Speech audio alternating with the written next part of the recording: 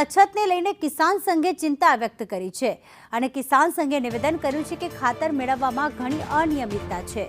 ખાતર કંપનીઓ ખાતર સાથે અન્ય ખાતર પણ આપે છે અને ખાતર આપવા માટે લાઈનો લાગે છે।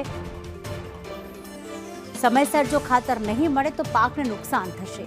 ખાતર સમયસર ન મળે તો ઉત્પાદન પણ ઓછું થશે, તેની પર ચિંતા વ્યક્ત કરી।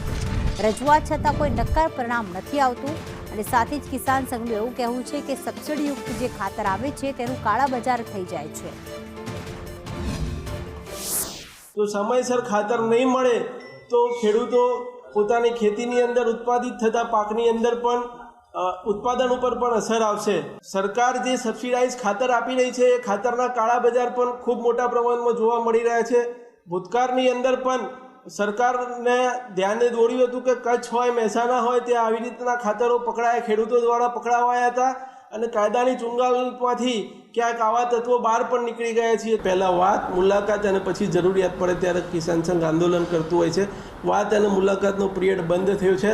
ક્યાંક હવે રોડ ઉપર આવવાનો પિરિયડ આગામી સમયની અંદર આવ્યો છે। ક્યાંક તાલુકા કક્ષાએ, ક્યાંક જિલ્લા કક્ષાએ, ક્યાંક કોઈના કોઈ કાર્યક્રમો જો આ સરકાર અને તંત્ર નહીં જાગે, આ કંપનીઓ જો આ ભાવ વધારો પાછો નહીં ખેંચે, આના અંતે કોઈ પોલિસી નહીં બને તો કિસાન સંઘ એની જે રીતિનીતિ પ્રમાણે